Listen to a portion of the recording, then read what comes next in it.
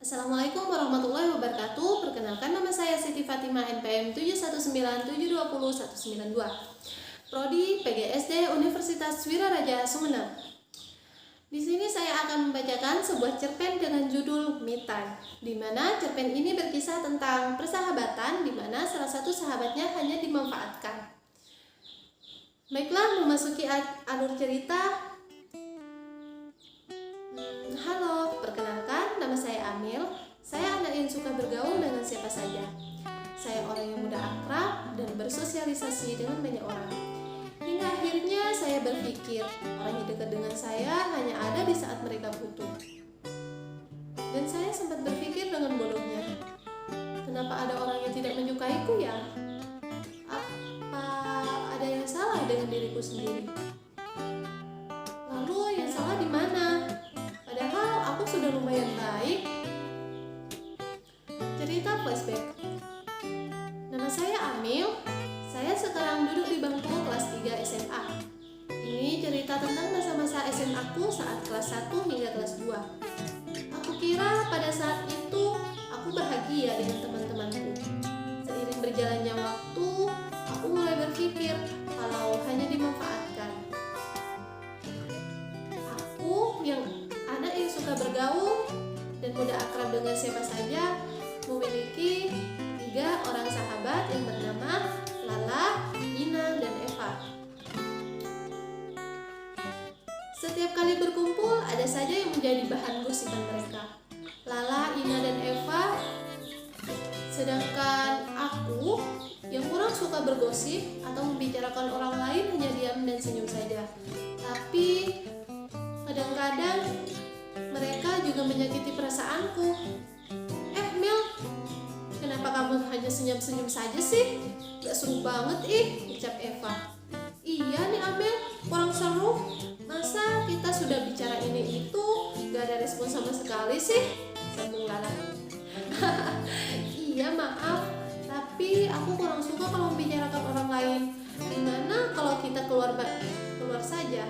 Kita makan yuk, aku lapar nih. Ucap Ina dengan nada suara kecil. Setiap kali aku gak sepemikiran dengan mereka, mereka selalu ngata-ngatain aku. Mungkin saja saat aku tidak ada, mereka juga membicarakanku. Setelah sekolah pulang, Amin mengajak yang lainnya untuk pulang bareng. Hai guys, pulang bareng yuk. Aku ikut mobil kamu ya kak, soalnya papaku gak bisa jemput, ada urusan katanya. Berbalik, mereka berbisik untuk tidak memberi ketumpangan. Maaf ya Mil, aku ada urusan, jadi nggak bisa langsung pulang. Kalau nganter kamu, aku harus bolak-balik dong. Maaf ya Mil, saut Lala. Iya Mil, maaf, ucap Ina dan Eva dengan serentak. Aku juga ada urusan penting, jadi sekalian bareng Lala. Kan kamu mau langsung pulang nih, kenapa nggak nyetop anak-anak aja buat tentuin lo? Dengan anak-anak yang lain, ucap Ina dengan nada mengejek. Baiklah, kalian hati-hati ya, aku naik gojek saja, ucap Amil. Bye-bye Amil, saut Eva dan Ina. Aku yang masih tidak berpikir kalau hanya dimanfaatkan mereka, selalu percaya dengan apa yang mereka katakan. Malam pun tiba, dan di tengah-tengah malam banyak notifikasi WhatsApp yang masuk dan tidak henti-henti hingga membuatku terbangun dari tidur. Lalu Lala menelponku. Halo lah, ada apa? Tanya aku. Oh my god Mil, kamu kemana aja sih? Baru juga jam 11:30, ucap Lala dengan nada agak tinggi. Aku tadi tidur lah, emang kenapa?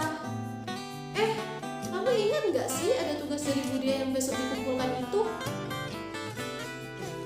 Iyalah, aku ingat. Bagus. Kamu udah kelar belum? Bantu aku ya, aku belum selesai nih. Takutnya besok dimarahin Budia. Males aku Mil. Oh, oke lah. Nanti aku kirim ya. Oke, cepetan ya, jangan sampai lupa. Ingat. Iya, habis ini aku kirim kok.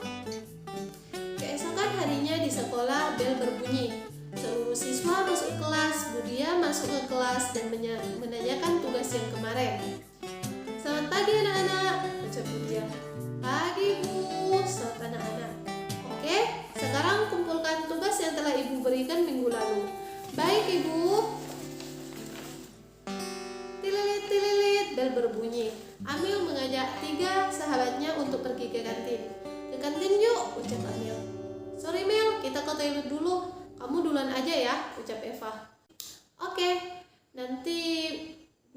ya di tempat seperti biasa kita kumpul, ucap Amil. Oke deh. Saat di kantin, banyak yang tegur sapa dengan Amil. Ada 4 anak orang cowok yang duduk di sebelah Amil, yaitu Ziko, Erik, Arza, dan Iqbal. Hai Mil, kok sendirian? Mana teman-temanmu? Ucap Ziko. Modus. Dia modus Mil, jangan percaya kata-katanya, ucap teman-teman Ziko sambil tertawa. Kalian? Iya nih, aku lagi sendirian. Eva dan yang lainnya masih di toilet. Tiba-tiba Eva, Ina, dan Lala datang dan langsung berbisik dengan memandang sinis Amil. Lihat deh, si Amil caper banget gak sih? Ucap Ina dengan nada kesal. Kayak gak tahu Amil aja loh nah. Dia kan emang gitu, bilangnya mudah akrab dengan yang lain. Tapi dia caper banget gak sih? Aku kasihan sama dia ngemis pertemanan, ucap Eva.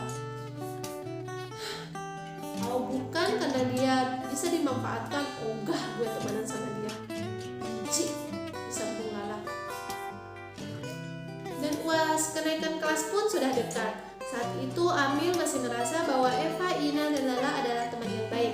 Hingga akhirnya UAS dilaksanakan. Saat Amil membutuhkan bantuan, mereka pura-pura tidak tahu. Dan saat mereka membutuhkan bantuan, mereka baru datang ke Amil. Dan disitulah Amil tersadar bahwa Ina, Eva, dan Lala bukan teman yang baik. Mereka hanya datang jika butuh. Dan pada saat itu juga Amil memutuskan untuk menjauh dari mereka bertiga. Sekarang Amil menikmati hidup tanpa rasa kekhawatiran, tidak selalu memikirkan perasaan orang lain. Amil juga bertekad kalau dia bisa mengisi kesehariannya dengan bahagia sendiri. Amil tidak peduli lagi dengan omongan orang lain. Dia menghabiskan banyak waktunya untuk dirinya sendiri dan memanjakan dirinya sendiri.